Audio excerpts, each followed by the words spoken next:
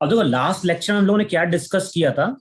हम लोग बात कर रहे थे उस केस की जहां पे पार्टिकल का एक्सेलरेशन क्या था, यूनिफॉर्म था।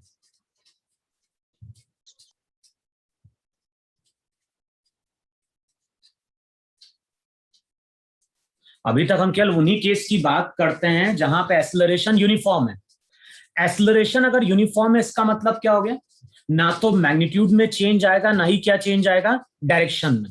और एग्जाम्पल क्या लिया था मैंने, अगर कहीं बोला कि पार्टिकल का एक्सेलरेशन 2 मीटर पर सेकेंड स्क्वायर है, तो बताओ राइट वाला डायरेक्शन पॉजिटिव है, लेफ्ट वाला नेगेटिव है, अपवर्ड पॉजिटिव डाउनवर्ड नेगेटिव था। तो अगर मैंने लिखा है एक्सेलरेशन +2, तो इसका मतलब पार्टिकल कहां जा रहा है, along x पार्टिकल या तो अलोंग पॉजिटिव एक्स जा रहा होगा या फिर अलोंग पॉजिटिव वाई जा रहा होगा। अच्छा, इसका मैग्नीट्यूड कितना हो गया, 2। तो यहां पे हम जिस एक्सेलरेशन की बात कर रहे हैं, एक तो उसका मैग्नीट्यूड कांस्टेंट है और डायरेक्शन भी क्या है, चेंज नहीं हो रहा है। तो ये एक्सेलरेशन यूनिफॉर्म है कि नहीं है? Yes sir. लेकिन अगर मैंने कभी तुमसे बोला कि पार्टिकल का एक्सेलरेशन 2t है, या मैंने बोला पार्टिकल का एक्सेलरेशन 2x है, t क्या रिप्रेजेंट कर रहा है, t रिप्रेजेंट कर रहा है टाइम, और x क्या रिप्रेजेंट कर रहा है, x रिप्रेजेंट कर रहा है distance travelled by the particle. अब बताओ इन दोनों केस की अगर हम बात करें तो एक्सेलरेशन का डायरेक्शन चेंज नहीं हो रहा है, दोनों ही केस में एक्सेलरेशन पॉजिटिव है। लेकिन बताओ टाइम के साथ इसका मैग्नीट्यूड क्या होगा, टाइम के साथ अगर देखोगे तो इस एक्सेलरेशन का मैग्नीट्यूड इंक्रीज करेगा नहीं इंक्रीज करेगा? Yes sir. अच्छा, सेकेंड केस में जब मैंने बोला कि पार्टिकल का एक्सेलरेशन 2x है और x क्या रिप्रेजेंट कर रहा है, x रिप्रेजेंट कर रहा है distance travelled by the particle. बताओ यहां पे जैसे जैसे पार्टिकल आगे बढ़ेगा x इंक्रीज करेगा नहीं इंक्रीज करेगा, और x अगर इंक्रीज करेगा तो एक्सेलरेशन का मैग्नीट्यूड भी क्या होगा, इंक्रीज करेगा। तो जब हम लिखते हैं ना acceleration a equals to 2t या फिर acceleration a equals to 2x, तो ये जो है ये हमारा वेरिएबल एक्सेलरेशन, या तो हम वेरिएबल एक्सेलरेशन बोलते हैं या फिर हम उसको बोलते हैं नॉन यूनिफॉर्म एक्सेलरेशन। तो कई बार हम लोग वर्ड यूज करते हैं यूनिफॉर्म, यूनिफॉर्म एक्सेलरेशन भी होता है, यूनिफॉर्म वेलोसिटी भी होती है। तो जब भी हम वर्ड यूनिफॉर्म यूज करते हैं तो इसका मतलब क्या है, इसका मतलब है नो चेंज इन मैग्नीट्यूड और साथ में नो चेंज इन डायरेक्शन। इतना याद है कि नहीं याद है? मैंने क्या बोला है?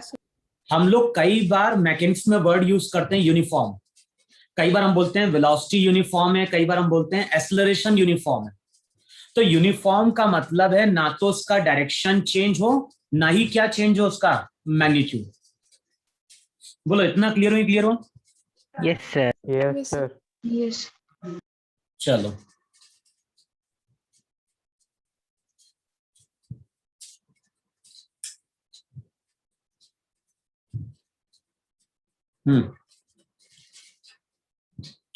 अब देखो मैं क्या बोल रहा हूं, यहां पे एक कोन है,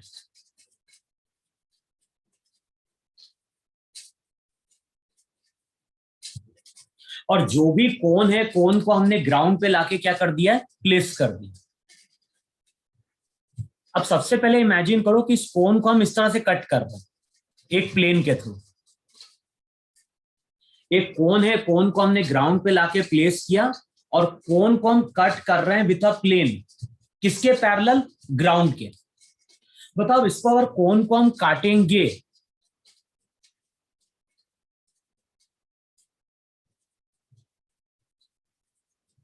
तो इतना पार्ट बचेगा कि नहीं बचेगा? Yes sir. अच्छा, जो भी ऑब्जर्वर है, ऑब्जर्वर कहां से देख रहा है, ऑब्जर्वर ऊपर से देख रहा है, और ऑब्जर्वर किसको देख रहा है? ऑब्जर्वर ऊपर से कटे हुए पार्ट को देख रहा है। अब बताओ, अगर कोई ऑब्जर्वर ऊपर से कटे हुए पार्ट इसको देखेगा, बताओ उसको शेप कैसा दिखाई दे? सर्कल जैसा। अगर इसको देखिएगा तो इसको शेप वहां पे सर्कुलर दिखाई देगा। बताओ ऐसा होगा कि नहीं होगा? Yes, sir. लेकिन देखो, यही हमारा कोण है, ये हमारा कोण है, और अब इस कोण को अगेन हम कट कर रहे हैं। लेकिन देखो, इससे पहले जब हमने कोण को कट किया था तो कोण को हमने कट किया था विद अ प्लेन, और ये प्लेन बेस के पैरेलल चल रहा था। अब इस कोण को हम कट कर रहे हैं विद अ प्लेन, लेकिन ये जो प्लेन है वो बेस के पैरेलल नहीं है, और वो किसी एंगल पे कट हो रहा है। बताओ डायग्राम क्लियर हुआ कि नहीं क्लियर हुआ? हाँ सर। Yes, sir. अब कोण को हम कट कर रहे हैं, लेकिन जिस प्लेन से हम कट कर रहे हैं वो सरफेस के पैरेलल नहीं है, वो सरफेस के किसी एंगल पे। अच्छा, अब जो कटा हुआ पार्ट रहेगा,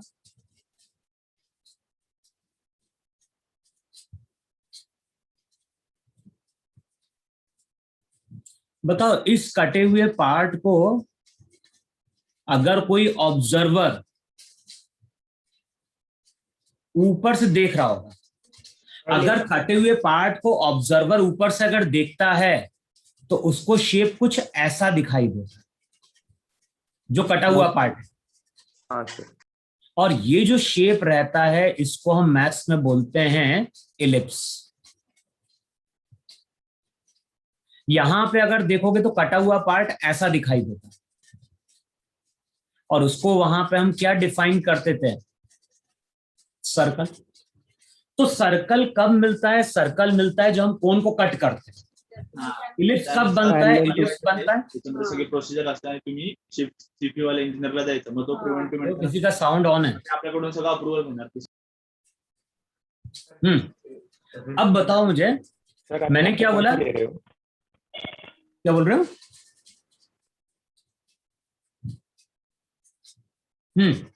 अब देखो, मैंने क्या बोला, जब कोण को हम कट करते हैं तो हमें या तो शेप सर्कल मिलता है या फिर हमें शेप कैसा मिलता है? इलिप्स मिलता है। लेकिन अगर यही कोण है,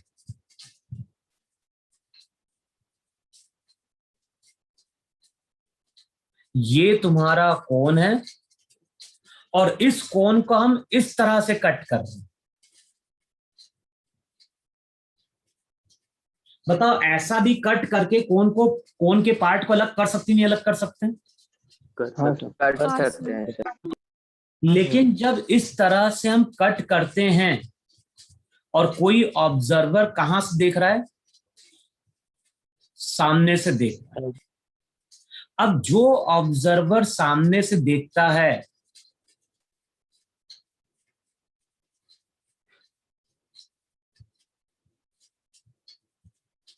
इमेजिन करोगे ना, तो जो पोर्शन रहता है कटा हुआ वो कुछ ऐसा दिखाई देता है। हाँ सर। Yes, sir. बताओ ऐसा पोर्शन दिखाई देगा कि नहीं दिखाई देगा? Yes, sir. हाँ सर।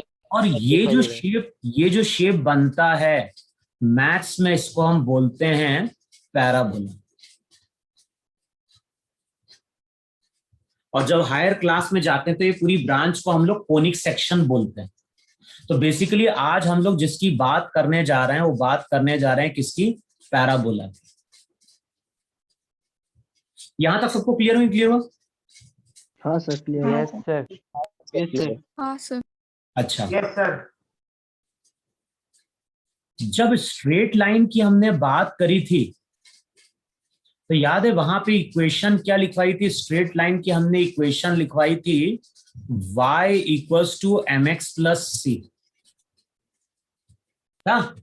Yes, m sir. वहां पे लाइन का स्लोप था, ठीक है ना अपने लास्ट क्लास में? Yes, sir. हाँ सर। m लाइन का स्लोप था, c वहां पे इंटरसेप्ट था। और अगर हम y की बात करें तो y एक वेरिएबल है।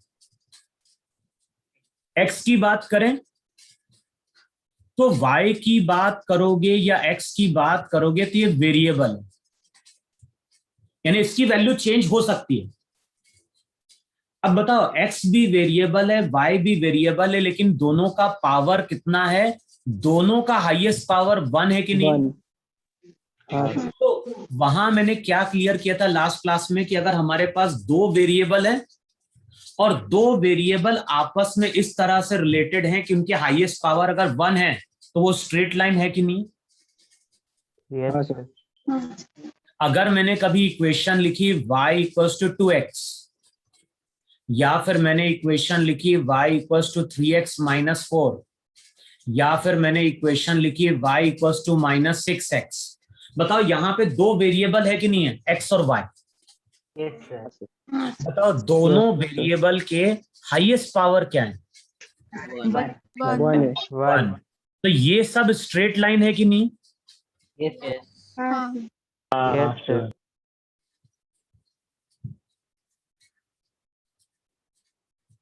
रब कर रहा हूं मैं इतना। हाँ अब नेक्स्ट हम लोग जिसकी बात करने जा रहे हैं ना, वो करने जा रहे हैं पैराबोला।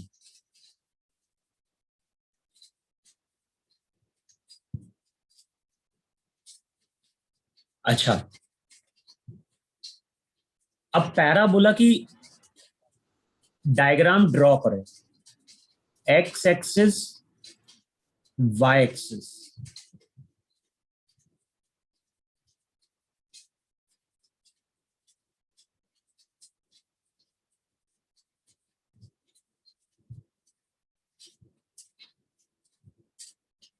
अब डायग्राम में इस तरह से ड्रॉ करो। ये जो कर्व होता है इस तरह से, इसको हम पैराबोला बोलते हैं।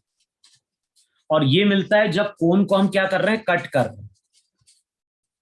और ये जो पैराबोला मैंने शो किया है सब स्टैंडर्ड पैराबोला। ये जो मैंने चारों डायग्राम ड्रॉ किए हैं ये चारों मेरे स्टैंडर्ड पैराबोला है। पहला जो पैराबोला है, पहला जो डायग्राम ड्रॉ किया इसकी इक्वेशन लिखना y इक्वल्स टू के एक्स स्क्वायर।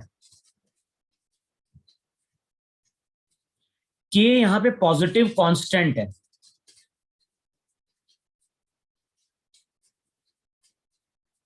अच्छा, के मेरा कांस्टेंट है कि नहीं? वेरिएबल कितने हैं? एक वेरिएबल y है, दूसरा वेरिएबल x है। लेकिन बताओ अब जिन दो वेरिएबल की बात कर रहे हैं, एक का हाईएस्ट पावर 1 है, बताओ दूसरे का हाईएस्ट पावर क्या है? 2 है। 2। तो मैथ्स में जब कोई इक्वेशन इस तरह से आती है कि हमारे पास दो वेरिएबल है लेकिन एक का पावर 1 है दूसरे का पावर 2 है, तो वो पैराबोला होता है। फर्स्ट केस में जो पैराबोला है वो ओपनिंग अपवर्ड है, तो उसकी इक्वेशन लिखी जाती है y इक्वल्स टू के एक्स स्क्वायर। सेकेंड केस में जो पैराबोला होता है उसकी इक्वेशन लिखी जाती है y इक्वल्स टू माइनस के एक्स स्क्वायर। नेगेटिव साइन बताता है कि parabolic curve opening downward. Third case में जो पैराबोला है उसकी इक्वेशन लिखी जाती है x इक्वल्स टू के वाई स्क्वायर। और फोर्थ जो इक्वेशन लिखी जाती है वो लिखी जाती है x इक्वल्स टू माइनस के वाई स्क्वायर। अब बहुत ज्यादा डिटेल में तो अपने को जाना नहीं है ना, लेकिन क्वेश्चन कभी आ जाता है ग्राफ का। बोलो इसमें कोई डाउट है क्या? हर जगह देखोगे दो वेरिएबल है, एक का पावर 1 एक का पावर 2। यहाँ पे x का पावर 1 y का पावर 2, यहाँ पे y का पावर 1 x का पावर 2। तो प्रॉपर्टी क्या है पैराबोला की? एक वेरिएबल का पावर 1 होना चाहिए और दूसरा वेरिएबल का पावर 2 होना चाहिए।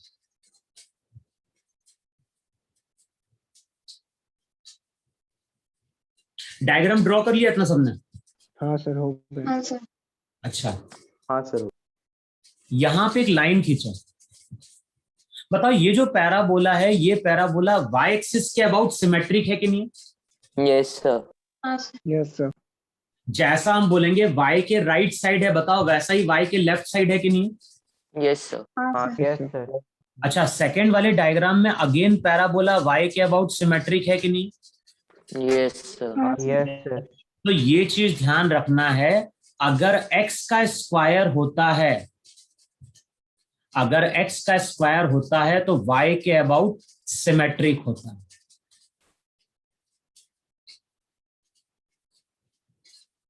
अगर x का स्क्वायर है तो y के अबाउट सिमेट्रिक।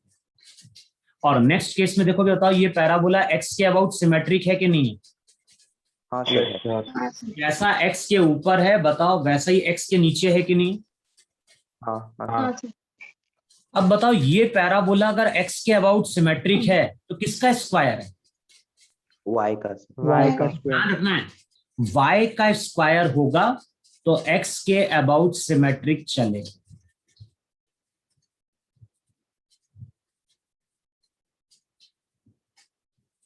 बोलो, इसमें किसी को डाउट है क्या? No sir. नहीं सर। सर ध्यान, ये सब जो पैराबोला सर्कल नहीं हो सकते ना? क्या बोल रहे हो?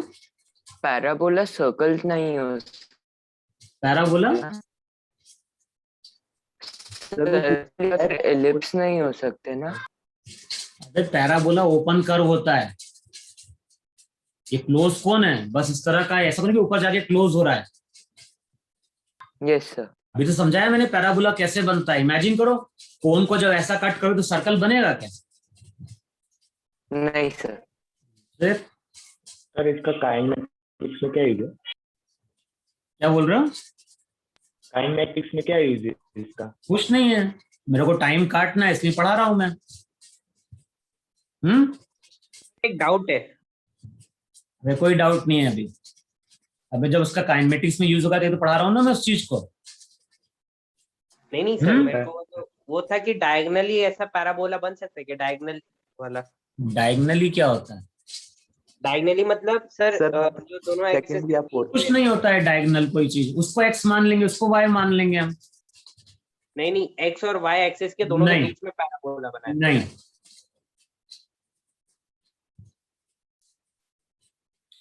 अच्छा एक एग्जांपल लो जरा, थोड़ा आइडिया मिलेगा। ये एक स्प्रिंग है,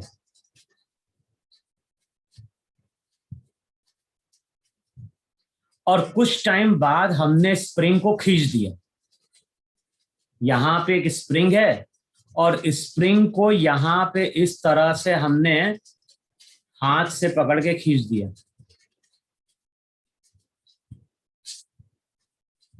खींच दिया, या फिर इमेजिन करो कि यहां पे हमने एक लोड लाके अटैच कर दिया।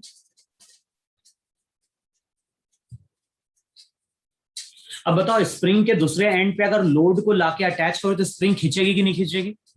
हाँ सर। अब मान लो स्प्रिंग कितने से इलोंगेट कर गई, तो स्प्रिंग इलोंगेट कर गई y से। अच्छा, कभी देखा है किसी स्प्रिंग को हम दबा के, किसी स्प्रिंग को दबाओ और दबाने के बाद उसके ऊपर किसी बॉल को लाके छोड़ दो। अब जैसे ही हम हाथ हटाते तो बॉल का क्या होता है? बाउंस तो होती जोर है। से बाउंस होता है। अच्छा, क्यों बाउंस होती है? होता क्या है, जो स्प्रिंग को हम दबाते हैं ना तो स्प्रिंग के पास एनर्जी आ जाती है, और उस एनर्जी को हम पोटेंशियल एनर्जी बोलते हैं। तो जब भी तुम स्प्रिंग को खींचोगे या फिर स्प्रिंग को दबाओगे तो स्प्रिंग हमेशा अपने अंदर एनर्जी स्टोर करता है, जिसको हम इलास्टिक पोटेंशियल एनर्जी बोलते हैं। तो यहां पे जब ब्लॉक के थ्रू हमने स्प्रिंग को खींचा तो स्प्रिंग में एनर्जी आएगी कि नहीं आएगी? हाँ सर। अच्छा, स्प्रिंग में जो स्प्रिंग के पास जो एनर्जी आती है उसका फॉर्मूला दिया जाता है फिजिक्स में, और फॉर्मूला दिया जाता है हाफ के Y square.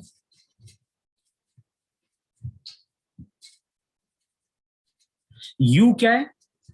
You potential energy. अच्छा, के जो रहता है वो कांस्टेंट होता है और ये स्प्रिंग पे डिपेंड करता है। के जो है, के मेरा कांस्टेंट है, और ये किस पे डिपेंड कर रहा है? ये डिपेंड कर रहा है स्प्रिंग पे। अब मैं तुमसे बोलता हूं, ड्रॉ द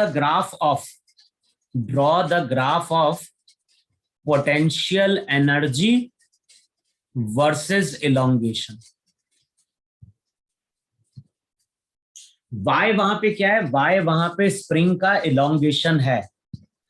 तो मैंने क्या बोला है, जब स्प्रिंग खींचेगी तो स्प्रिंग के पास एनर्जी आएगी और उसका फॉर्मूला है हाफ के वाई स्क्वायर। अब मैं तुमसे बोल रहा हूं draw the graph of potential energy versus elongation. अच्छा, तो यहाँ पे y कांस्टेंट है कि वेरिएबल? वेरिएबल। वेरिएबल है भाई। 1 kg का लोड लगाओगे तो कम खींचेगी स्प्रिंग, 5 kg का लोड लगाओगे तो ज्यादा खींचेगी, 100 हाँ, kg का लोड लगाओगे तो स्प्रिंग और ज्यादा खींचेगी। तो यहाँ पे अगर हम y की बात करें तो y वेरिएबल हुआ कि नहीं हुआ? हाँ सर। हाँ सर। अच्छा, y अगर वेरी करेगा तो u भी वेरिएबल होगा कि नहीं होगा? यस हाँ सर। Yes sir. Yes, अच्छा, हमारे पास 2 वेरिएबल आ गए कि नहीं आ गए? बताओ, एक का हाईएस्ट पावर कितना है? एक 1, और दूसरे का हाईएस्ट पावर क्या है? 2। 2। तो बताओ ये किसको रिप्रेजेंट कर रहा है? मैथ्स में ये रिप्रेजेंट कर रहा है पैराबोला। बताओ, ग्राफ पैराबोला होगा कि नहीं होगा? हाँ सर। अच्छा, किसका स्क्वायर है? बाय का स्क्वायर। बताओ, जब ये y का स्क्वायर होगा तो ये u के अबाउट सिमेट्रिक चलेगा कि नहीं चलेगा? Yes sir. बताओ, ऐसा ग्राफ बनेगा कि नहीं बनेगा? Yes sir. हाँ सर। हाँ सर। तो जो पोटेंशियल एनर्जी और इलोंगेशन होता है उसका ग्राफ वहां पे पैराबोला आता है।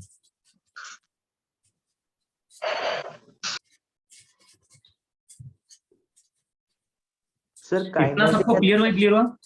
सर काइनेटिक एनर्जी का भी ग्राफ पैराबोला ही आएगा ना? और क्या, क्यों नहीं आएगा? हाँ सर, क्योंकि सेम ही फॉर्मूला। मास कांस्टेंट है, हाँ v का पावर 2, काइनेटिक एनर्जी का पावर 1। 1। मैंने क्या बोला है? अच्छा, तो तुम लोगों ने ये इक्वेशन पढ़ी कि नहीं पढ़ी अभी? पढ़ी या पढ़ रहे हो शायद? आज ही क्वाड्रेटिक इक्वेशन पढ़ी नहीं पढ़ी? पढ़िए सर। हाँ sir. ax square plus bx plus c। अच्छा, a b c ये सब कांस्टेंट होते हैं कि नहीं होते हैं? Yes sir. y एक वेरिएबल है, x भी एक वेरिएबल है कि नहीं? हाँ हाँ सर। बताओ, y का हाईएस्ट पावर 1 है और x का पूरी इक्वेशन में हाईएस्ट पावर 2 है कि नहीं? Yes sir. तो ध्यान रखना, ये भी मैथ्स में एक पैराबोला होता है। बस इतना जानो, ये पैराबोला स्टैंडर्ड नहीं होता। स्टैंडर्ड का मतलब है कि ये पैराबोला कुछ ऐसे बन सकते हैं, ये x ये y और ऐसा कुछ पैराबोला बन गया। स्टैंडर्ड पैराबोला का मतलब होता है कि जो लोअर मोस्ट पॉइंट है वो ओरिजिन से पास करना चाहिए। जैसे यहाँ पे लोअर मोस्ट पॉइंट ओरिजिन से जा रहा है कि नहीं जा रहा? हाँ यस सर। तो ax स्क्वायर हाँ, plus sir. x plus c, maths में इसको क्वाड्रेटिक इक्वेशन बोलते हैं, लेकिन जब इसका डायग्राम या ग्राफ प्लॉट करोगे तो ये ग्राफ वहां पे पैराबोला होता है। सर स्टैंडर्ड इधर ना। पैराबोला के 2 पॉइंट नहीं हो सकते ना? 2 पॉइंट क्या होते हैं? सर मतलब दो जगह से ओरिजिन का इंटरसेक्ट बोल रहा है। करे। वे जो पॉइंट होता है लोअर मोस्ट पॉइंट या हाईएस्ट पॉइंट, उसको हम वर्टेक्स बोलते हैं। Yes sir. सर और ये पैराबोला के कंटिन्यू चलते रहते कुछ नहीं है अभी पैराबोला, मैथ्स में जाके पढ़ोगे। अभी हमें केवल तुम लोग की बुक में जितना दिया है उतना पढ़ना है। अब देखो, मैं बोल रहा हूं यहां पे एक बिल्डिंग है, बिल्डिंग की कुछ हाइट है। मान लो बिल्डिंग की हाइट 20 मीटर है। बिल्डिंग की टॉप पे एक पर्सन है और ये पर्सन क्या कर रहा है? ये पर्सन एक बॉल को ड्रॉप कर रहा है, थ्रो नहीं कर रहा है। जो भी पर्सन है, पर्सन बॉल को वहां पे केवल ड्रॉप कर रहा है। अच्छा, लास्ट क्लास में बताया था कि यार ड्रॉप करता है, इसका मतलब उसकी Zero. इनिशियल वेलोसिटी क्या है? जीरो। 0। अच्छा, हाइट कैसी स्मॉल है, और मैंने लिखवाया था स्मॉल हाइट के लिए एक्सेलरेशन कांस्टेंट होता है। तो बताओ जब बॉल को हम छोड़ते हैं तो अर्थ क्या कर रही है, अर्थ इसके ऊपर एक्सेलरेशन जी अप्लाई कर रही, नहीं अप्लाई कर रही? हाँ सर। जी कांस्टेंट है। यस अब सर। बताओ जैसे ही हम बॉल को छोड़ते हैं, बॉल इस तरह से स्ट्रेट लाइन के अलोंग चलती है और कुछ टाइम बाद बॉल ग्राउंड को हिट करती है। बताओ ऐसा है कि नहीं? हाँ सर। Yes sir. बॉल को जब हमने छोड़ा तो बॉल स्ट्रेट लाइन के अलोंग चली, कुछ टाइम बाद ग्राउंड को हिट कर दी। अच्छा बताओ ये तुम्हारा इनिशियल पोजीशन है कि नहीं है बॉल की? हाँ सर। और बताओ यहाँ पे जब बॉल आएगी तो ये बॉल की फाइनल पोजीशन होगी कि नहीं होगी? Yes sir. बॉल Yes, का sir. डिस्प्लेसमेंट कितना होगा? अगर मैं 20 पूछूंगा कि meters. पूरे पूरे 20 एक्सपेरिमेंट में बॉल का डिस्प्लेसमेंट कितना हुआ, तो बताओ तुम 20 बॉल meter. का डिस्प्लेसमेंट -20 बोलोगे नहीं बोलोगे? Yes sir. डिस्प्लेसमेंट हमेशा वेक्टर क्वांटिटी होती है और उसका डायरेक्शन होता है फ्रॉम इनिशियल टू फाइनल। और मैंने बोला था कि वेक्टर पॉजिटिव नेगेटिव होते हैं, तो हाँ। इस केस में डिस्प्लेसमेंट -20 होगा कि नहीं होगा? हाँ सर। Yes sir. यस। अब मान लो कुछ टाइम बाद पार्टिकल यहां कहीं पहुंचा, यहां पे टी की वैल्यू 0 थी, यहां पे टाइम टी होगी। बताओ टी टाइम बाद अगर देखोगे तो पार्टिकल का डिस्प्लेसमेंट यही होगा कि नहीं होगा? और इस डिस्प्लेसमेंट को एस बोलोगे कि नहीं बोलोगे? यस। अच्छा, हमने इक्वेशन पढ़ी है, सेकंड इक्वेशन क्या थी? S equals to S is UT plus half AT UT plus half A T square. अब ये बताओ किसी चीज को अगर ड्रॉप कर रहे हैं तो यू तो क्या हो गया? 0। अच्छा, जी नेगेटिव होगा कि नहीं होगा? हाँ सर। हाँ सर। टाइम टी, बताओ टी टाइम बाद यही डिस्प्लेसमेंट है कि नहीं है? और जी की वैल्यू हम लोग कितनी लेके चलते हैं? 10 मीटर पर सेकंड स्क्वायर। 10। अगर ऐसा सिस्टम में जा रहे हैं तो 9.8 को अप्रोक्सीमेटली हम 10 मान लेते हैं। अब बताओ जी की वैल्यू अगर यहां पुट करोगे तो इक्वेशन ये निकल के आएगी, s equals to -5t square. Yes sir. Yes sir. अब बताओ यहाँ पे डिस्प्लेसमेंट कांस्टेंट है या वेरिएबल है? डिस्प्लेसमेंट बढ़ रहा है कि नहीं बढ़ रहा है? वेरिएबल। तो वेरिएबल। अगर डिस्प्लेसमेंट की हम बात करें तो डिस्प्लेसमेंट वेरिएबल।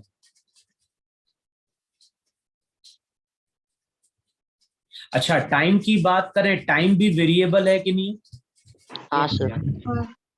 बताओ कितने वेरिएबल है हमारे पास? 2 वेरिएबल है। 2 वेरिएबल। 2 वेरिएबल। एक का हाईएस्ट पावर 1 है और बताओ दूसरे का हाईएस्ट पावर 2 है कि नहीं? हाँ सर। हाँ सर। तो ये रिजल्ट ध्यान रखना है कि जब भी कोई पार्टिकल मूव करता है यूनिफॉर्म एक्सेलरेशन से, तो उस केस में डिस्प्लेसमेंट वर्सेस टाइम ग्राफ हमेशा पैराबोला होता है और वेलोसिटी वर्सेस टाइम ग्राफ हमेशा स्ट्रेट लाइन होगा।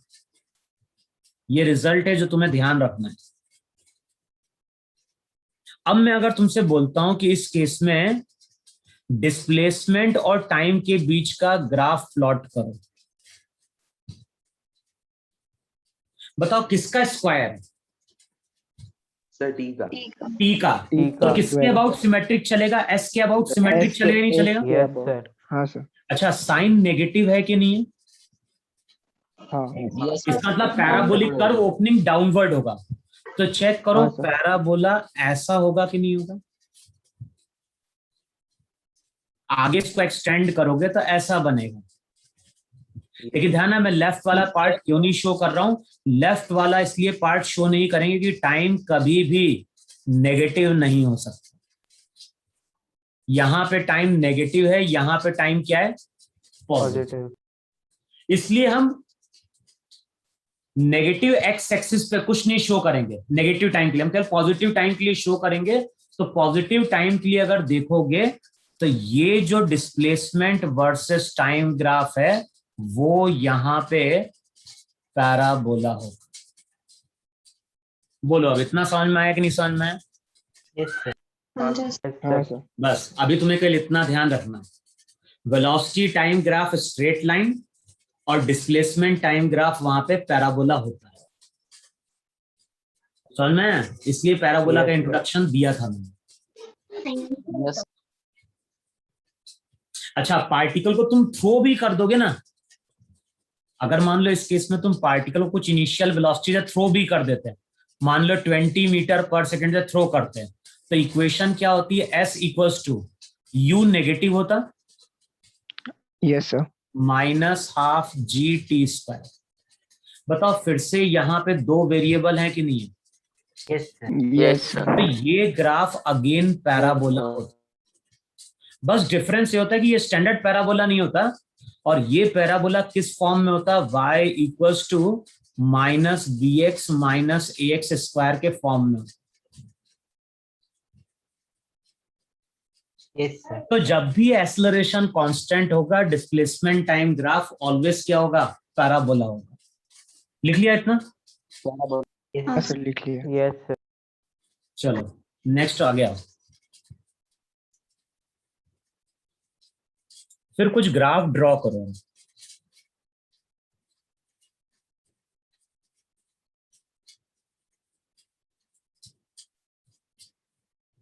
ये 3 ग्राफ ड्रॉ करना होता है।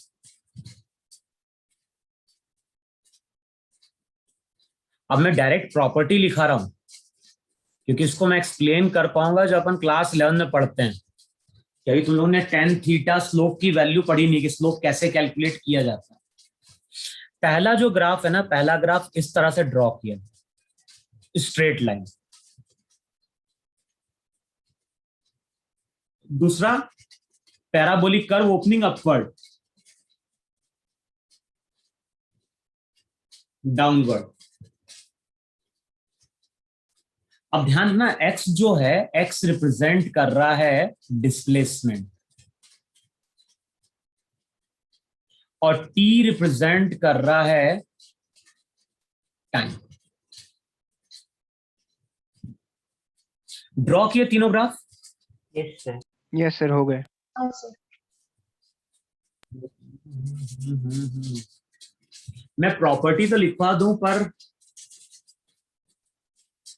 अभी तुम लोगों ने स्लोप फ्लोप कुछ पढ़ा है क्या मैथ्स में? थोड़ा बहुत टर्म स्लोप हाँ यस सर सर पढ़ा है। पढ़ा है। हाँ सर पता है।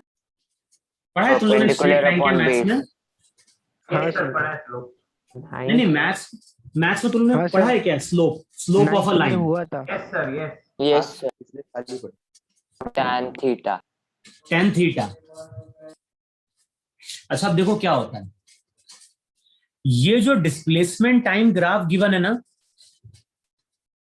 अब जिसको नहीं समझ में आया तो उसको केवल रट लो, यहां पे कहीं पे भी पॉइंट लो। जो डिस्प्लेसमेंट टाइम ग्राफ है ना, वहां पे हमने कोई पॉइंट्स मार्क किए बहुत सारे। अच्छा, इन पॉइंट्स पे तुम टेंजेंट ड्रॉप करने की कोशिश करो। टेंजेंट का मतलब क्या होता है? Perpendicular. परपेंडिकुलर नहीं होता है गधे। जस्ट टेंजेंट का मतलब होता है वो लाइन जो कर्व को किसी पॉइंट पे टच करते हुए जा रही है। तो ये जो लाइन रहेगी, ये लाइन टेंजेंट होगी। और अगर मैंने कभी लाइन ऐसे ड्रॉ कर दिया, बताओ ये लाइन कर्व को टच कर रही है, कट कर रही है? Cut कर दिया. Secant. जब कट करती है तो उसको हम सेकंड बोलते हैं।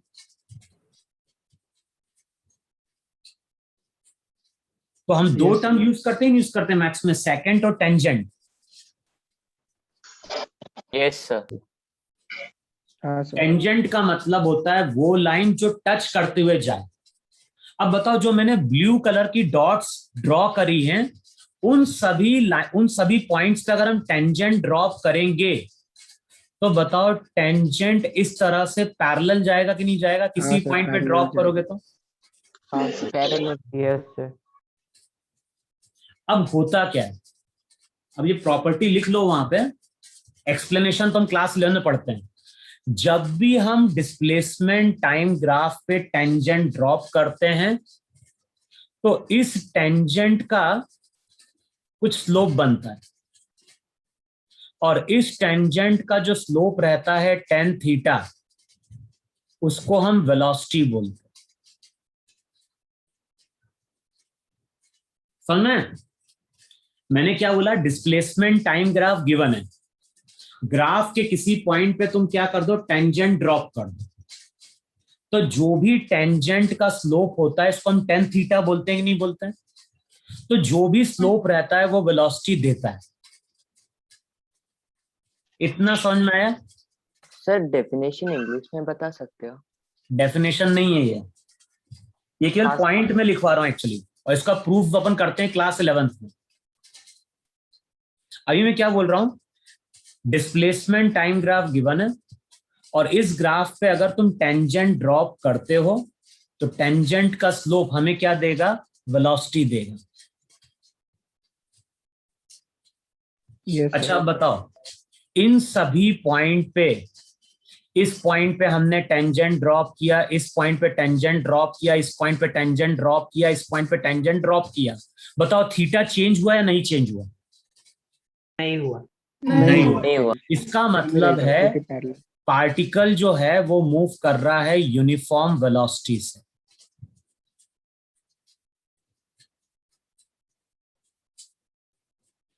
अब किसी को नहीं समझ में आ रहा है तो अभी केवल इतना रट लो कि डिस्प्लेसमेंट टाइम ग्राफ अगर स्ट्रेट लाइन है, डिस्प्लेसमेंट टाइम ग्राफ अगर स्ट्रेट लाइन है, इसका मतलब है पार्टिकल मूव कर रहा है यूनिफॉर्म वेलोसिटी से।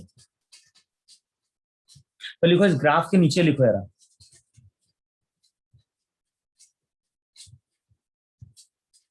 लिखो वहां पे, इफ डिस्प्लेसमेंट टाइम ग्राफ,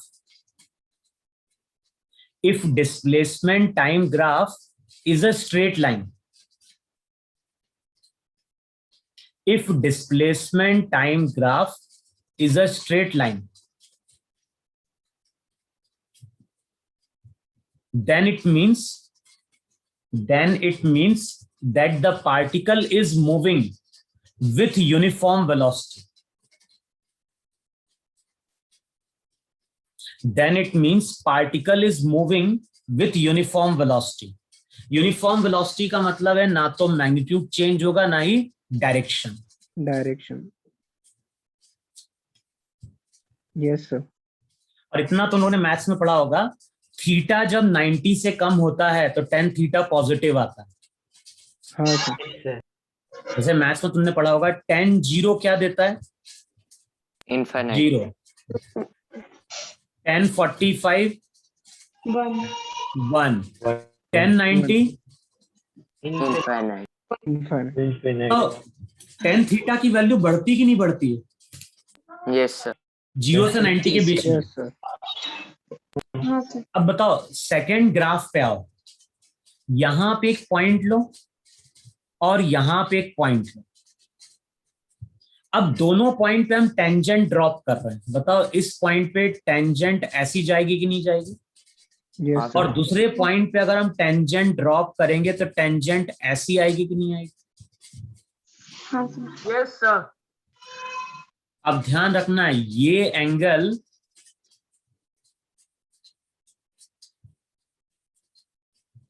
बताओ, अब अगर हम टेंजेंट ड्रॉप कर रहे हैं तो टेंजेंट का स्लोप सेम है या डिफरेंट? डिफरेंट है। और हमें मालूम है tan थीटा का मतलब वेलोसिटी v होता है कि नहीं होता है? हाँ सर। हाँ सर। अब बताओ यहां पे वेलोसिटी नॉन यूनिफॉर्म हुई कि नहीं हुई? Yes sir. हाँ सर। हाँ सर, नॉन यूनिफॉर्म। हाँ सर। भाई अच्छा, थीटा बढ़ रहा है तो tan थीटा बढ़ रहा है कि नहीं बढ़ रहा है? Yes sir. पढ़ रहा है sir. Yes tan sir. Theta बढ़ रहा है, इसका मतलब है कि इस डायग्राम में वेलोसिटी का मैग्नीट्यूड इंक्रीज कर रहा है। हाँ सर। कर रहा है? Yes, अच्छा, sir. वेलोसिटी पॉजिटिव है कि नहीं है यहाँ पे? Yes sir. Yes sir. अच्छा, वेलोसिटी बढ़ रही है, इसका मतलब है एक्सेलरेशन भी राइट की ओर होगा कि नहीं होगा? Yes sir. Yes sir. तो जो सेकंड डायग्राम है, सेकंड डायग्राम बताता है कि पार्टिकल का मोशन एक्सेलरेटेड। तो सेकंड केस में जो डिस्प्लेसमेंट टाइम ग्राफ है वो बता रहा है कि वेलोसिटी कैसी है? वेलोसिटी हमारी यहाँ पे नॉन यूनिफॉर्म है। अच्छा अब देखो यहाँ पे एक पॉइंट लो और यहाँ पे एक पॉइंट लो। अब बताओ टेंजेंट ड्रॉप करोगे तो इस पॉइंट पे टेंजेंट ऐसी आएगी, और जो दूसरा वाला पॉइंट होगा बताओ उस पे टेंजेंट ऐसी आएगी कि नहीं आएगी? Yes sir. सबको टेंजेंट का मतलब समझ में आ रहा नहीं आ रहा है? टेंजेंट का मतलब sir. वो लाइन जो कर्व को टच करते हुए जाए। अब बताओ यहाँ पे θ1 है, यहाँ पे θ2 है, बताओ थीटा बढ़ रहा है या घट रहा है? घट रहा है। घट रहा है। थीटा घट रहा अगर है। घट रहा है तो tan थीटा भी डिक्रीज करे नहीं डिक्रीज करेगा? यस हाँ यस सर। इसका मतलब है यहाँ पे वेलोसिटी डिक्रीज कर रही है। अच्छा वेलोसिटी पॉजिटिव है कि नहीं? हाँ सर। क्योंकि tan theta Yes, sir. Positive है, tan थीटा पॉजिटिव तो वेलोसिटी पॉजिटिव है, लेकिन वेलोसिटी घट रही है, इसका मतलब है ए एक्सेलरेशन में घटा। लेफ्ट की ओर होना चाहिए। तो फर्स्ट डायग्राम क्या बताता है? फर्स्ट डायग्राम बताता है पार्टिकल मूव कर रहा है यूनिफॉर्म वेलोसिटी से, और ये जो दोनों डायग्राम हैं ये बताते हैं non uniform velocity. Yes sir, समझा। बोलो इतना समझा कि नहीं समझा सबको? Yes sir. Yes sir. Book में और ग्राफ बुक में इस तरह के क्वेश्चन दिए होते हैं कि डिस्प्लेसमेंट टाइम ग्राफ दिया रहता है, पूछता है कि what can you say about the velocity of a particle. तो वेलोसिटी या तो यूनिफॉर्म होगी या फिर वेलोसिटी नॉन यूनिफॉर्म होगी। लेकिन इस ग्राफ को देख के हम यही बता सकते हैं कि ए का डायरेक्शन राइट की ओर है या फिर ए का डायरेक्शन लेफ्ट की ओर है। हाँ सर। लिख लिया इतना? यस लिख सर। लिया सर। Yes sir. हाँ सर लिख। फिर से 3 ग्राफ ड्रॉ करो।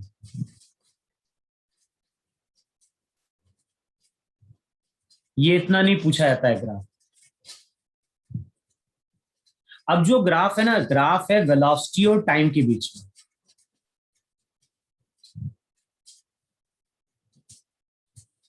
तो v रिप्रेजेंट कर रही है वेलोसिटी और t रिप्रेजेंट कर रहा है टाइम। फिर से ग्राफ ऐसे ही है।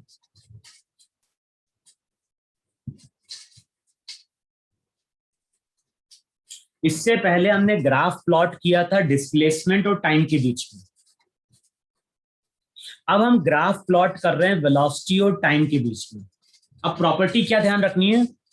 वेलोसिटी टाइम ग्राफ है और ग्राफ के किसी पॉइंट पे हम क्या ड्रॉप कर रहे हैं?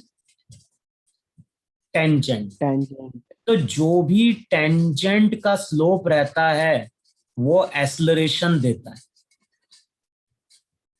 डिस्प्लेसमेंट टाइम से हमें वेलोसिटी का कंक्लूजन मिलता है और वेलोसिटी टाइम से हमें एक्सेलरेशन का कंक्लूजन मिलता है। बताओ फर्स्ट केस में velocity time graph straight line है कि नहीं? Yes sir. यस तो सर। थीटा कांस्टेंट हुआ कि नहीं हुआ? यस हाँ सर। सर। हाँ Yes. सर। थीटा कांस्टेंट हुआ तो ए कैसा हो गया? यूनिफॉर्म। यूनिफॉर्म। यूनिफॉर्म। तो ये ध्यान रखना है, अगर एक्सेलरेशन यूनिफॉर्म है तो velocity time graph straight line होगा।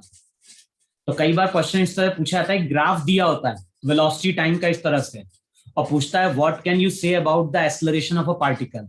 एक्सेलरेशन यूनिफॉर्म है, नॉन यूनिफॉर्म है, जीरो है या कुछ नहीं कह सकते। तो इस केस में आंसर है कि एक्सेलरेशन कैसा है? यूनिफॉर्म।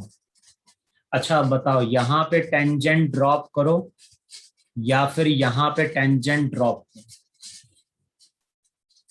बताओ थीटा अलग अलग है कि नहीं? Yes Yes, sir. वैरी कर रहा है। और थीटा बढ़ रहा है।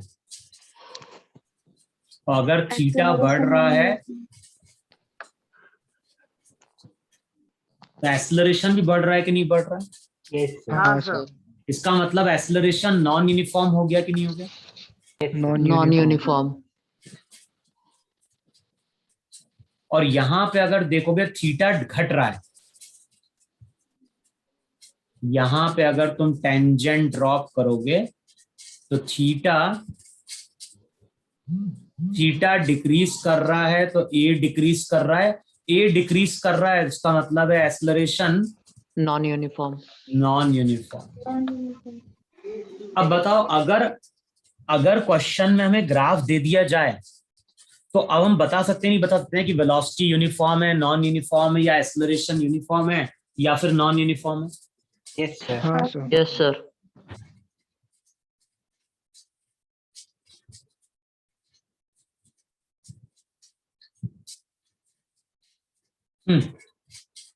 अब लास्ट पॉइंट पे आओ जरा, रब करूं मैं इतना? हाँ सर। Yes sir.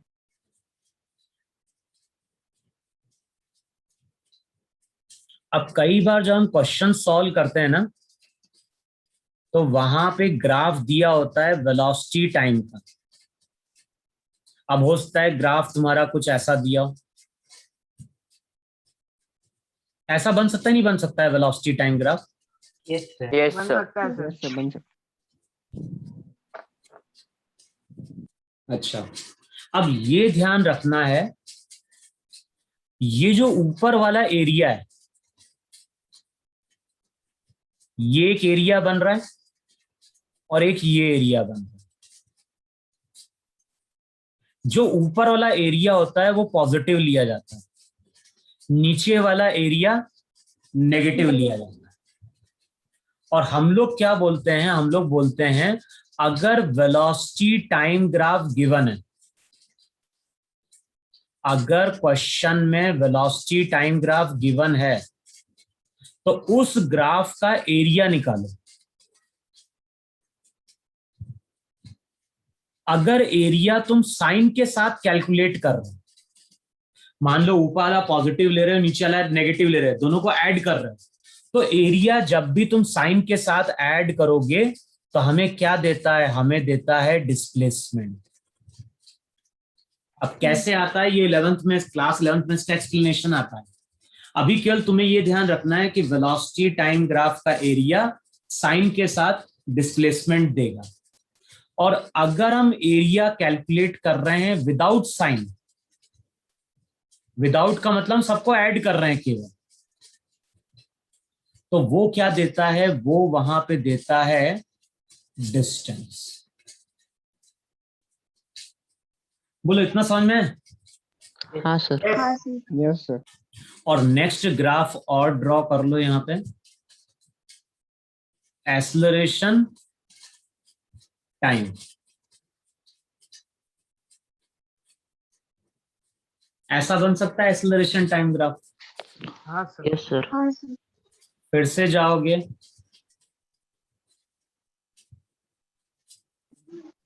ये एक्सेलरेशन टाइम ग्राफ है। फिर से मैंने क्या बोला, ऊपर वाला एरिया पॉजिटिव, नीचे वाला एरिया नेगेटिव। अब हम लोग क्या बोलते हैं, हम लोग बोलते हैं अगर एक्सेलरेशन टाइम ग्राफ गिवन है वेलोसिटी दे। और इस ग्राफ का हम केवल एरिया कैलकुलेट कर लें। अब एरिया ज्योमेट्री से हम कैलकुलेट कर सकते हैं, तो अगर एक्सेलरेशन टाइम ग्राफ गिवन है और इसका अगर हम एरिया कैलकुलेट कर पा रहे हैं, तो ये जो एरिया रहता है ये क्या बताता है, ध्यान रखना, ये वेलोसिटी नहीं बताता है, ये बताता है change in velocity delta we. Sir delta we क्या है? चेंज इन वेलोसिटी तुम्हारी पहली क्लास है क्या? मैं तुमसे पूछ रहा हूँ, तुमसे पहली क्लास है क्या तुम्हारी ये? नो सर, सेकंड क्लास है। अच्छा, तो लिख लो वहां पे डेल्टा वी जो होता है, delta we change in velocity होता है। और क्या लिखवाया था मैंने, कई बार डेल्टा वी को हम सिंपली ऐसा लिखते हैं फाइनल, लेकिन वहां पे लिखवाया था ये साइन के साथ प्लेस किया जाता है। तो लिखो वहां पे, दोनों डायग्राम के नीचे लिखो वहां पे,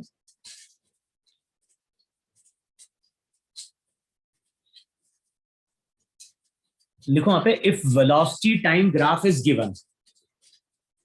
डायग्राम ड्रॉ किया ना? यस हाँ। सर। Yes sir. तो लिखो वहां पे if velocity time graph is given, if velocity time graph is given,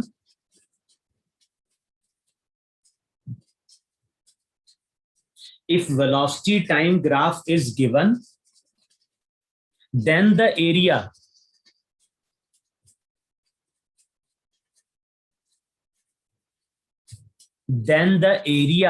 of the graph,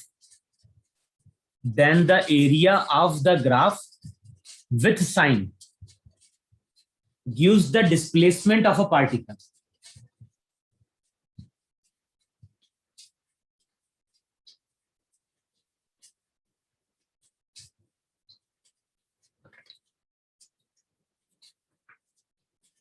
क्या लिखा वहां पे? Then the area of the graph with sign gives the displacement of a particle.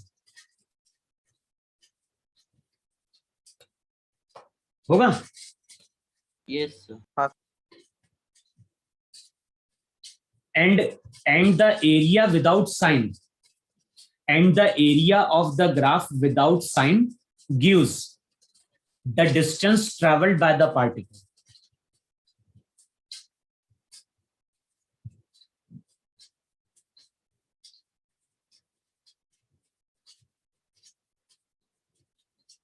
Sir velocity time graph में भी sign के साथ ही place करना है ना? एरिया को साइन के साथ भी ले सकते हो, विदाउट साइन भी ले सकते हो। विदाउट साइन लोगे तो डिस्टेंस मिलेगा, विद साइन लोगे तो डिस्प्लेसमेंट मिलेगा। और एक्सेलरेशन टाइम ग्राफ में? वही तो मैंने बोला, साइन के साथ ही लिया जाएगा वहां पे केवल वेलोसिटी मिलती है। तो लिखो वहां पे, if acceleration time graph is given, if acceleration time graph is given, then the area of the graph with sign, gives the change in velocity.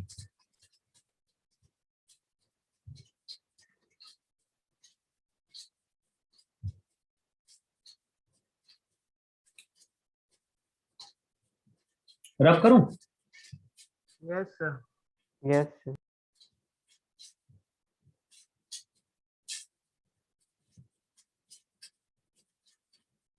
पता है ट्रायंगल है कि नहीं?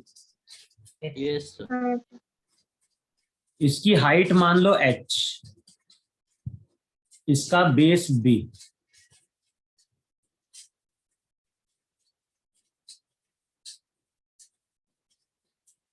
ये भी एक ट्रायंगल, इसको बोलो बेस b, इसको बोलो हाइट h। देखो मैथ्स में पढ़ा है कि नहीं पढ़ा है तुम लोगों ने? अगर किसी ट्रायंगल का बेस मालूम है, एरिया मालूम है, बेस मालूम है, हाइट मालूम है, तो इस ट्रायंगल का जो एरिया होता है उसका फॉर्मूला लिखो वहां पे, हाफ बेस इंटू हाइट। यानी ये जो पूरा एरिया आएगा उसका फॉर्मूला होता है हाफ बेस इंटू हाइट। पढ़ा है ना फॉर्मूला मैथ्स में? Yes, sir. ट्रायंगल कैसा भी हो, इक्विलेटरल ट्रायंगल हो, आइसोसेलेस ट्रायंगल, हमें कोई मतलब नहीं, कल देखना है बेस और हाइट। यहां पे ये जो पूरा एरिया रहेगा उसका फॉर्मूला हो जाएगा हाफ बेस इंटू हाइट।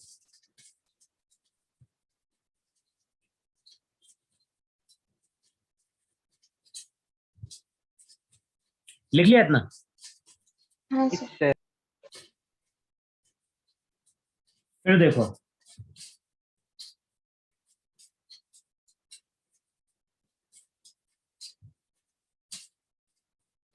ये जो फिगर रहता है ना मैथ्स में, इसको हम क्वाड्रिलेटरल बोलते हैं।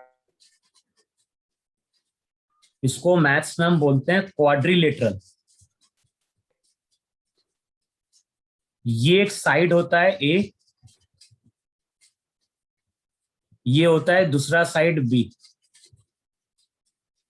और ध्यान रखना, ये जो दोनों साइड्स होते हैं ये ऑलवेज पैरेलल होते हैं। सर ट्रेपेजियम बोलते हैं ना इसे? क्या बोलते हैं? ट्रेपेजियम? हाँ सॉरी, ट्रेपेजियम होगा, ट्रेपेजियम है। तो लिखो वहां पे, जो बी और जो ए होते हैं ये होते हैं इसके पैरेलल साइड्स। और ये जो डिस्टेंस है ना, ये डिस्टेंस मैं डिफाइन कर रहा हूं h।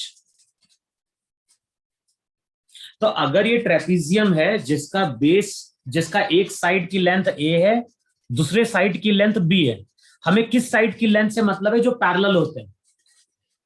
तो इस ट्रेपीजियम ने भी यहां पे क्या किया है? एरिया इनक्लोज किया है।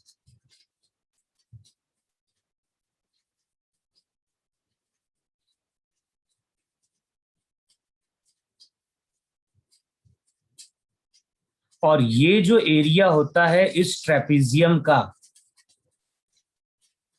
उसका फॉर्मूला लिख लो। फॉर्मूला होता है half sum of parallel sides into perpendicular distance h। और जब हम क्वेश्चन सॉल्व करते हैं मोशन के, तो वहां पे जब एरिया कैलकुलेट करना पड़ता है तो मोस्ट ऑफ द केस में या तो ट्राइंगल होगा, या रेक्टेंगल होगा, या फिर स्क्वायर, या फिर ट्रेपीजियम होगा। तो ट्रेपीजियम का जो एरिया होता है वो होता है half sum of parallel side into perpendicular distance h।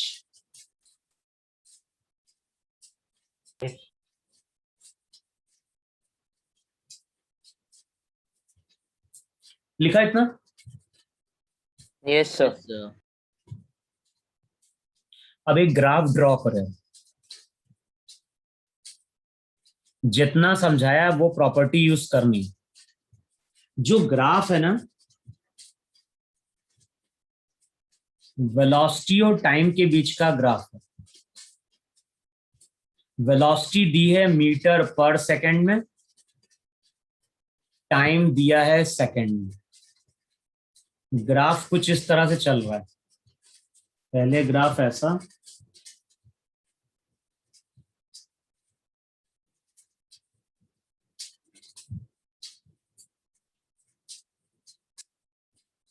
अच्छा यहाँ पे कोऑर्डिनेट दिए, तो ये लिख लेना है यहाँ पे 0, यहाँ पे 2 सेकेंड, यहाँ पे 3 सेकेंड, और यहाँ पे 5 सेकेंड।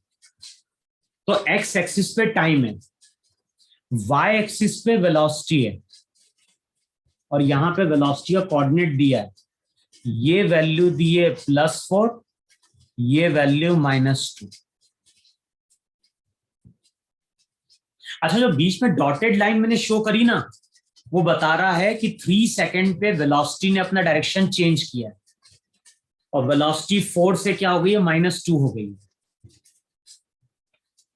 अब लिखो क्वेश्चन में वहां पे, for a particle moving along x axis, for a particle moving along x axis, for a particle moving along x axis, velocity time graph is as shown in figure. Velocity time graph is as shown in figure.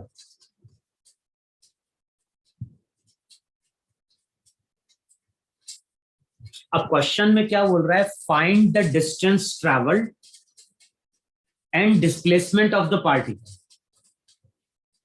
तो एक तो हमें calculate करना है distance travelled by the particle, दूसरा calculate करना है displacement, और तीसरा लिखो, तीसरा कैलकुलेट करना है also find the average velocity of the particle.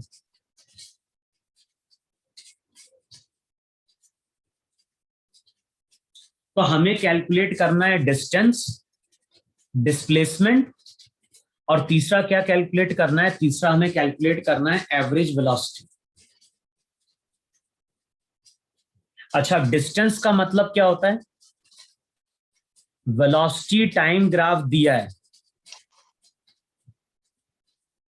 अब इस ग्राफ का हम क्या निकालें? Slow, sorry, area. Area. Yes, sir. Sine के साथ निकालोगे तो डिस्प्लेसमेंट देगा, विदाउट साइन निकालोगे तो डिस्टेंस मिलेगा। अब इसको 3 पार्ट में डिवाइड कर दो इस ग्राफ को। एक तो बताओ ये ट्रायंगल बन रहा है कि नहीं बन रहा है? हाँ सर, एक Yes, sir. ट्रायंगल है, एक ट्रायंगल बन रहा है। फिर यहां पे आ जाओ, एक इस तरह से स्क्वायर बना रहा है, स्क्वायर रेक्टेंगल जो भी बन रहा है, रेक्टेंगल, है ना, और फिर एक यहाँ पे ट्रायंगल, ट्रायंगल बन रहा है।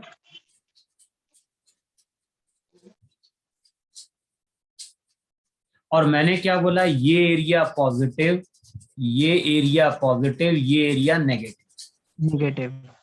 अब ट्रायंगल वाले पार्ट को देखो जरा, बताओ ये जो ट्रायंगल पार्ट है इसका फॉर्मूला क्या लिखवाया था, इसका फॉर्मूला लिखवाया था हाफ। बताओ इस ट्रायंगल का बेस कितना है, 0 से 2, 2। हाइट कितनी, हाइट 4 है। 4 बताओ एरिया कितना बन गया, एरिया बन गया 4। ये पॉजिटिव है कि नहीं है?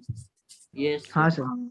चलो अब इस रेक्टेंगल में आओ जरा, इस रेक्टेंगल की बात करो। बताओ ये 2 से स्टार्ट हुआ 3 तक गया, तो लेंथ कितनी है? 1 1 into 4 और हाइट 4। 1 into 4। रेक्टेंगल का एरिया होता है लेंथ इंटू ब्रेथ। बताओ ये 4 मीटर 4 हो गया कि नहीं हो गया ये भी? हाँ सर। हाँ सर। अब ये वाले पे आओ, इस पे आओगे तो फिर से ट्रायंगल बन रहा है हाफ। तो -2। बताओ बेस कितना है? -2 बेस 3 से 5 तक गया, तो बेस 2 है कि नहीं है? Yes sir. और हाइट -2 है कि नहीं? -2। Yes sir. तो ये अगर तुम एरिया कैलकुलेट करोगे, बताओ ये -2 हो गया कि नहीं होगा? -2 आएगा। Yes sir. अच्छा, फर्स्ट पार्ट में क्या कैलकुलेट करना है? डिस्टेंस। डिस्टेंस का मतलब 10 है meters विदाउट साइन, तो 4 + 4 सर 8 10 meters 10 सर। दूसरे पार्ट में क्या कैलकुलेट करना है? डिस्प्लेसमेंट। with अब साइन के साथ जाओ, 6 +4 meters +4। -6। अब तीसरे पार्ट में क्या कैलकुलेट करना है? तीसरे 0 पार्ट meter में per कैलकुलेट second। करना है, अब याद करो एवरेज वेलोसिटी का फॉर्मूला क्या Final लिखा है? minus initial displacement upon time. क्या बोल रहे हैं? Final velocity minus initial velocity भी कर सकते हैं ना? किसने बोल दिया ऐसा? वो चेंज हो जाएगा। एवरेज वेलोसिटी का फॉर्मूला क्या था? Displacement upon time. अब डिस्प्लेसमेंट कितना है? 6। टाइम कितना लगा पूरे एक्सपेरिमेंट में? 5 सेकंड। तो 6/5 मीटर पर सेकेंड, यही पूरे एक्सपेरिमेंट में पार्टिकल की एवरेज वेलोसिटी है कि नहीं? Yes sir. अब अगर तुम्हारे पास कोई प्रैक्टिस बुक होगी, मॉड्यूल में शायद मुश्किल एक आध क्वेश्चन मिल जाए तो मिल जाए, लेकिन अगर तुम्हारे पास कोई प्रैक्टिस बुक है तो उसमें देखोगे तो इस तरह के ग्राफ दिए रहते हैं। तो एरिया से हम डिस्टेंस, डिस्प्लेसमेंट, एवरेज वेलोसिटी। अच्छा, एवरेज स्पीड कितनी होती मान लो इस केस में पूछता तो? Total distance upon time. Total 2 meter per second। तो एवरेज स्पीड था total distance upon total time. तो डिस्टेंस कितना था? 10। 10/5 2 meter per second। तो इस तरह से हम ग्राफ के क्वेश्चन वहां पे सॉल्व करते हैं, ठीक है? यस अभी तुम लोगों को इस छोटी क्लास में केवल यहीं तक आता है। तो ग्राफ में केवल इतना याद रखना है कि स्ट्रेट लाइन कब होता है, पैराबोला कब होता है, यूनिफॉर्म वेलोसिटी कब होती है, नॉन यूनिफॉर्म कब होती है, और किसके ग्राफ के एरिया से हमें क्या मिलता है। इतनी चीज रिवाइज कर लो, अब ये टॉपिक कंप्लीट, ठीक है? सर काइनेमेटिक्स हो गया हमारा। खत्म हो गया तुम लोगों का। काइनेमेटिक्स नहीं खत्म हुआ, मोशन इन वन डायमेंशन खत्म हो गया। अभी जो टॉपिक अपन कंप्लीट कर रहे हैं वो कंप्लीट हो रहा है मोशन इन वन डायमेंशन।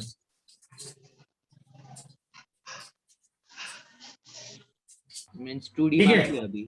तो जो मोशन इन वन डायमेंशन है वो टॉपिक अब कंप्लीट हो रहा है। तो अगली क्लास में अगर तुम्हारे कुछ डाउट्स होंगे तो ठीक है, नहीं तो फिर अपन नेक्स्ट चैप्टर वहां पे स्टार्ट कर रहे हैं।